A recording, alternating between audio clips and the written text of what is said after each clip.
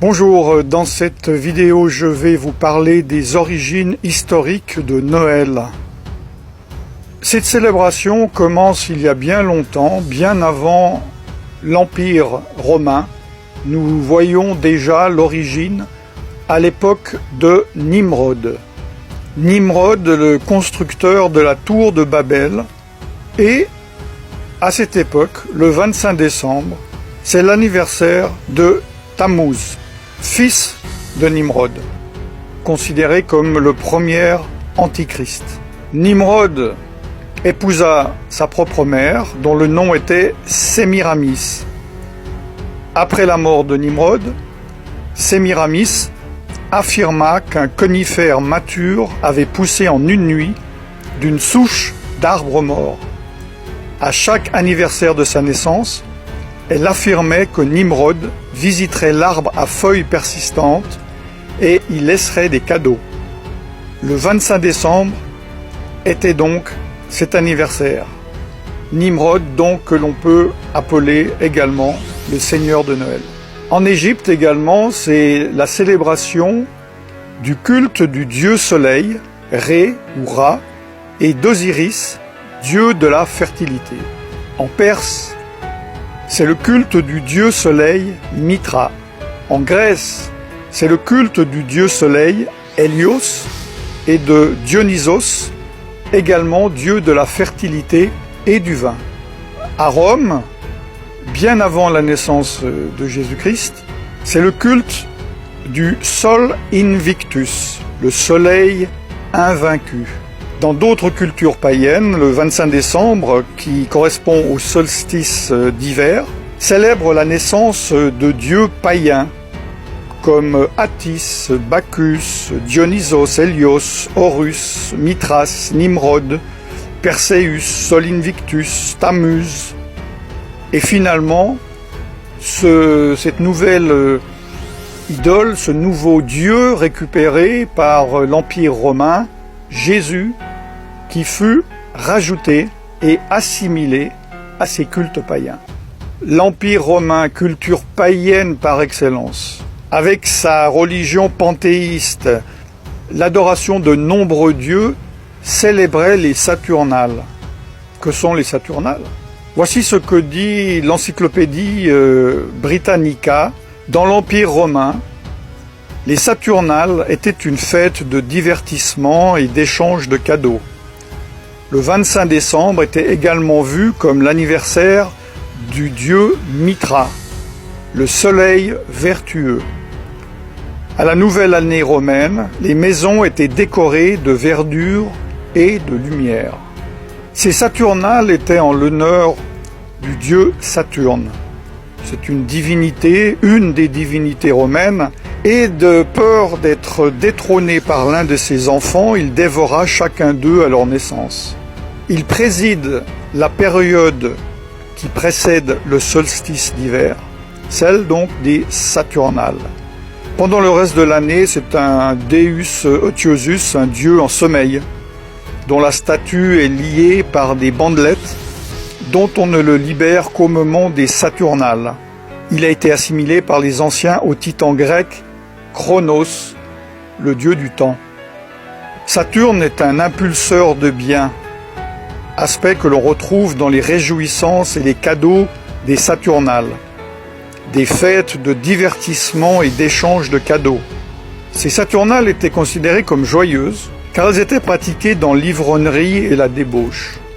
À la nouvelle année romaine, les maisons étaient décorées de verdure et de lumière.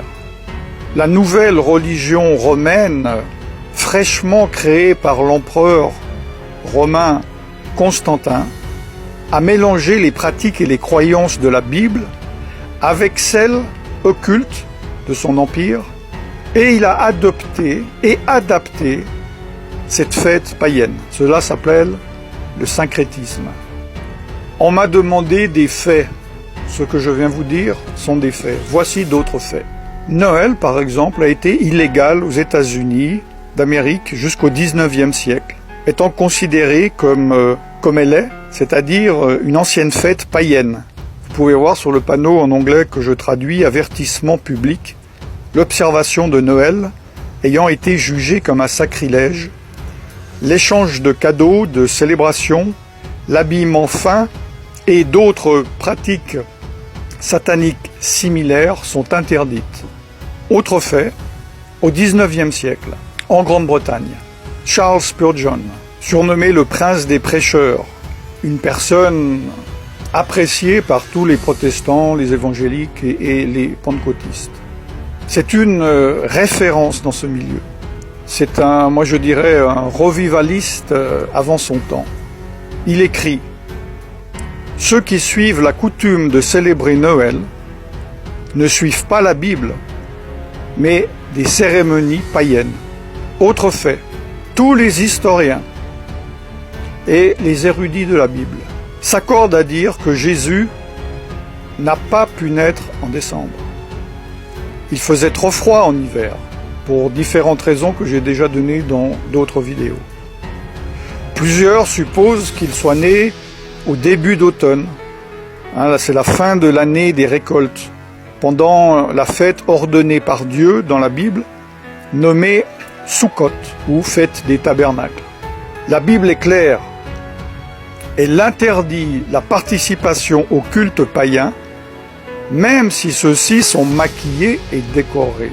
Jérémie 10, 2 dit « N'apprenez point les façons de faire des païens. » Jésus lui-même a dit « Vous ignorez la loi de Dieu et observez la tradition des hommes. » Dans Marc chapitre 7, verset 8.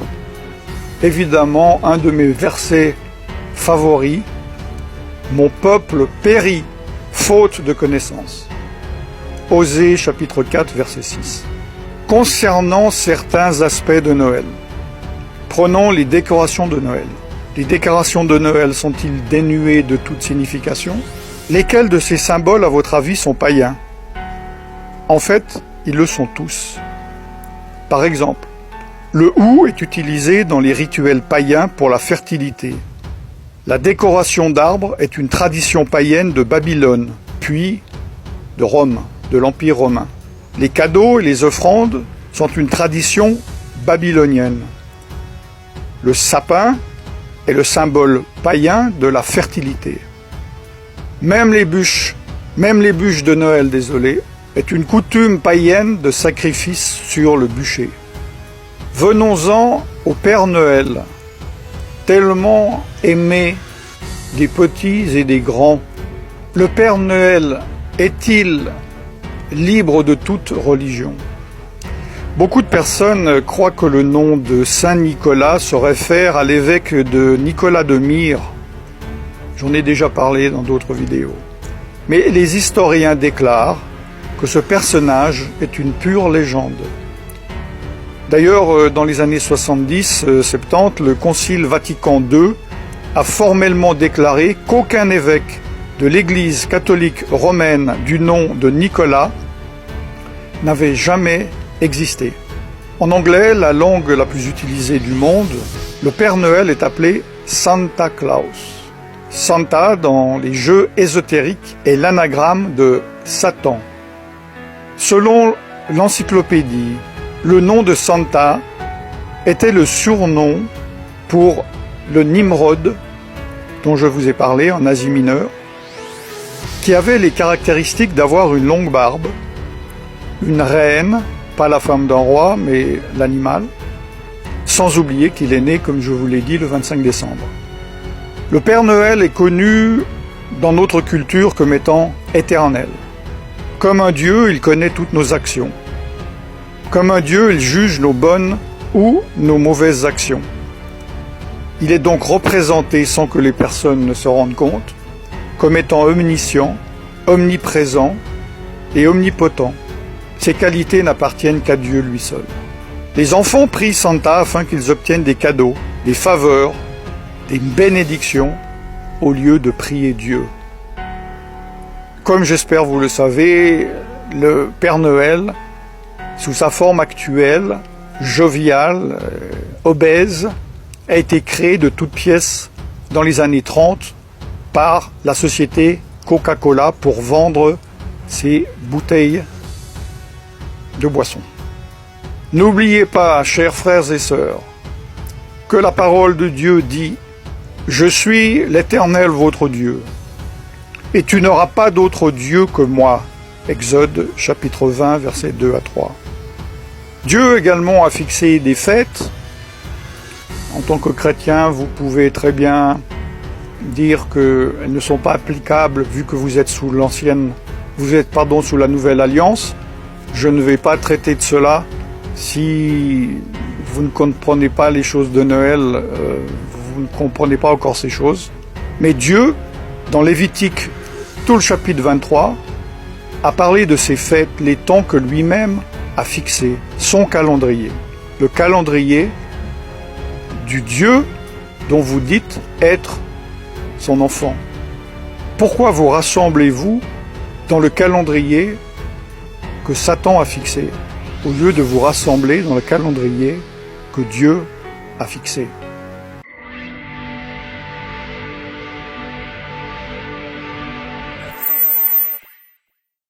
Je vous laisse méditer là-dessus.